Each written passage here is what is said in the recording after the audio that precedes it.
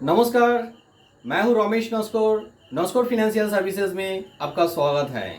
आज मैं एक नया टॉपिक लेके आया हूं। आपका सिविल रिपोर्ट में डीबीटी रहेगा तो आप कैसे वो डीबीटी रिमूव करोगे। पहले हम समझ लेते हैं डीबीटी है क्या। सिविल रिपोर्ट में जो अकाउंट सेक्शन है जहाँ पे रिपेमेंट शेड्यूल दिखाता है वहाँ पे कभी कभी डीबीटी देखने के लिए मिलता है।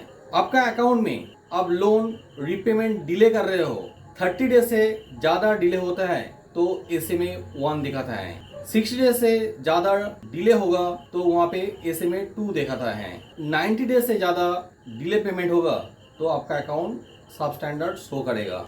ये सब स्टैंडर्ड स्टेटस 12 महीने के लिए कंटिन्यू रहेगा तो डीबीटी शो करेगा। डीबीटी का फुल फॉर्म है डाउटफुल। वो भी आपका सिविल रिपोर्ट में जो अकाउंट सेक्शन है उसके नीचे आपको देखने के लिए मिलेगा। हम लोग सिविल रिपेयर का काम करते हैं।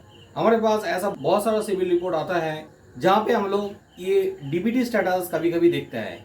हमेशा ऐसा भी नहीं है कि आपका लोन रिपेमेंट डिले हो रहा है इसके मतलब डाउटफुल दिखाएगा वो रिपेमेंट स्टेटस में, क्योंकि ज़्यादातर बैंक एंड फाइनेंशियल इंस्टीट्यूशन में डीपीटी शो करते हैं। स्पेशली पीएसयू बैंक में जो अकाउंट रहता है वहाँ पे डिलेड पेमेंट होता है तो वहाँ पे कभी कभी ये डीबीटी शो करते हैं। नहीं तो जो एनडीएफसी है, प्राइवेट बैंक है, वहाँ पे सिंपली डीपीटी शो करते हैं। अब ये डीबीटी कैसे आप रिमूव करोगे, कौन कौन केसेस में आपका डीबीटी रिमूव हो सकता है, कहाँ पे डीबीटी रिमूव नहीं भी हो सकता है, ये हम लाइव एग्जाम्पल के साथ देखेंगे। चलिए कंप्यूटर स्क्रीन पे। जैसे मैं बताया हूँ अकाउंट सेक्शन में जो रिपेमेंट शेड्यूल रहता है वहाँ पे डीबीटी शो करता है। यहाँ पे आप देख रहे हो एक पीएनबी का अकाउंट है, business loan priority sector loan है, जहाँ पे अकाउंट नंबर जो है मैं हाइड करके रखा हूँ प्राइवेसी के कारण से। यहाँ पे लोन सैंक्शन अमाउंट है 50,000। आप देख रहे हैं करंट बैलेंस जो है 0 है, अमाउंट ओवरड्यू 0 है। ये लोन क्लोज भी हो चुका है, लोन में रिटर्न ऑफ स्टेटस शो कर रहा है। और जो मेन टॉपिक है देखिए यहाँ पे रिपेमेंट शेड्यूल है, डीबीटी शो कर रहा है, एकदम नीचे तक डीबीटी शो कर रहा है। यहाँ पे भी डीबीटी शो कर रहा है। तो लंबे टाइम के लिए ये जो अकाउंट था जहाँ पे डीबीटी था, जैसे मैंने बताए थे कि डीबीटी का जो फुल फॉर्म है डाउटफुल, वो भी रिपोर्ट के अंदर में ही लिख के देता है। यहाँ पे अकाउंट सेक्शन में और एक चीज देखने के लिए मिलेगा। देखिए इनका करंट बैलेंस जो था 0 था, अमाउंट ओवरड्यू भी 0 है और लोन क्लोज भी हो चुका है 12/9/2018 में, मगर फिर भी यहाँ पे रिटर्न ऑफ स्टेटस शो कर रहा है।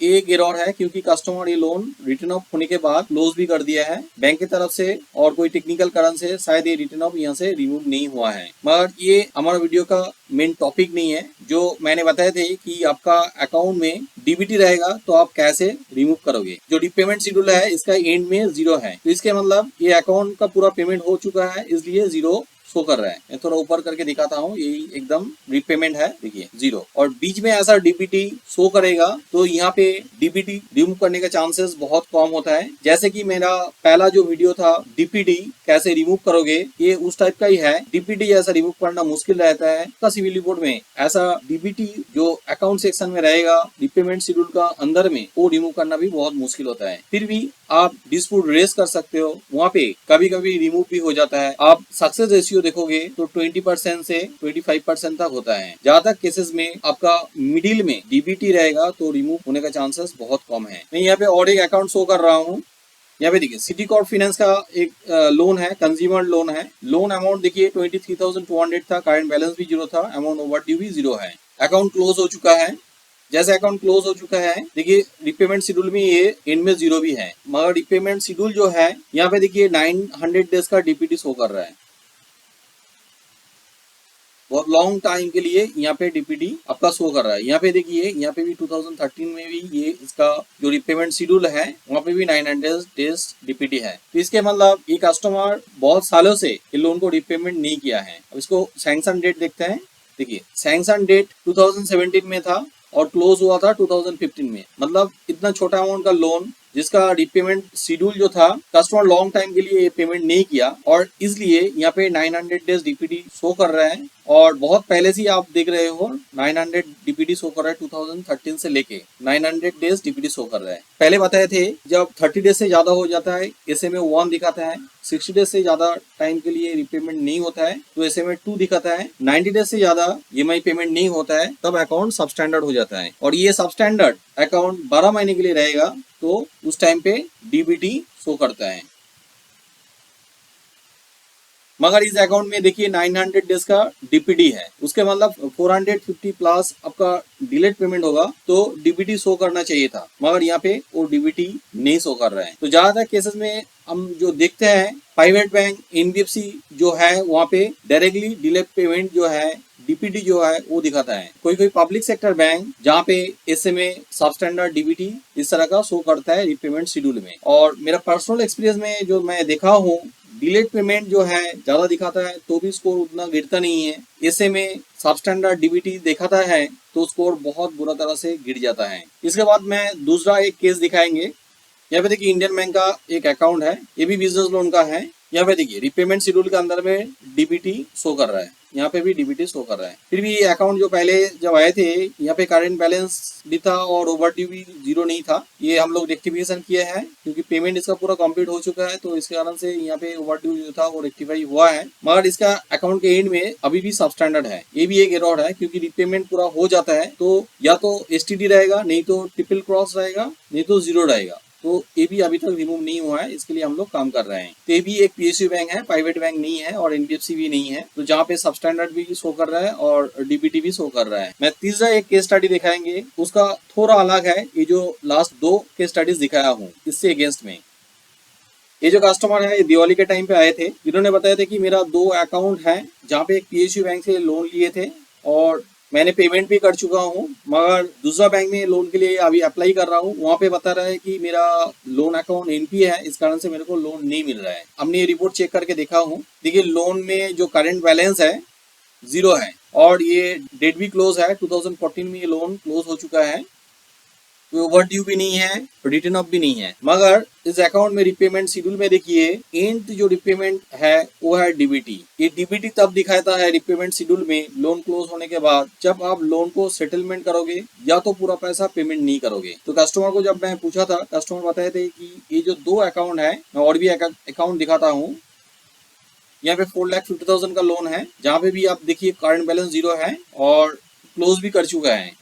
तो कस्टमर दोनों अकाउंट में सेटलमेंट कर दिया था, डेट क्लोज दिखा रहा है, यहाँ पे ओवरड्यू भी कुछ नहीं है, सेटलमेंट भी नहीं है और रिटर्न ऑफ स्टेटस भी नहीं है, मगर यहाँ पे एंड में डीबीटी शो कर रहा है और इस कारण से इनको लोन नहीं मिल रहा है। हम लोग ये 2 अकाउंट रेक्टिफिकेशन करके दिए थे और बाद में जाके ये जो डीबीटी है एंड में दिखा रहा है ये डीबीटी ट्रिपल क्रॉस कर दिया था, मगर बीच में आप देख रहे हो इस अकाउंट में बीच में भी आपको डीबीटी शो कर रहा है, ये डीबीटी वहां से रिमूव नहीं किया है। मैं लास्ट और एक केस दिखा रहा हूँ। ये कस्टमर कुछ दिन पहले ही आया है हमारे पास, यहाँ पे देख रहा है 3,30,896 का लोन सैंक्शन हुआ था और कस्टमर लोन क्लोज कर दिया है, करंट बैलेंस भी 0 है, लोन क्लोजिंग डेट भी दिखा रहा है यहाँ पे, मगर रिपेमेंट शेड्यूल में देखिए ट्रिपल क्रॉस दिखा रहा है, एंड में जाके डीबीटी शो कर रहा है। एक्चुअली ये कस्टमर जो आए थे दूसरा और एक अकाउंट इनका है जहाँ पे सेटलमेंट है और सेटलमेंट रिमूव करने के लिए हमारे पास आया है, मगर पूरा रिपोर्ट एनालिसिस करके देखे थे कि इनका एक लोन अकाउंट में एंड में जाके डीबीटी है। तो कस्टमर को जब मैं पूछे थे कि आपका ये जो एसबीआई का अकाउंट है जहाँ पे डीबीटी शो कर रहा है, आपने ये पेमेंट पूरा नहीं किया है, उन्होंने बताया हाँ मैंने तो पेमेंट कर दिया हूँ और क्लोज भी कर दिया हूँ, मेरे पास एनओसी भी है। मगर उसको मैं दोबारा फिर से पूछा हूँ आपको एंड में जितना पेमेंट करना चाहिए था वो पूरा पैसा आपने पेमेंट किया था? उन्होंने तब बताया नहीं मेरे को कुछ वेवर दिया है। अब देखिए इस वेवर का कारण से इनका ये अकाउंट डीबीटी शो कर रहा है, ये एक्चुअल में सेटलमेंट जैसा ही है, सेटलमेंट यहाँ पे नहीं लिखते हैं, फिर भी ये अकाउंट नॉन स्टैंडर्ड है, बैंक के हिसाब से ये नॉन स्टैंडर्ड अकाउंट है और ऐसा कोई अकाउंट रहेगा तो लोन मिलना मुश्किल रहता है। तो कैसे इस अकाउंट को आप स्टैंडर्ड करोगे?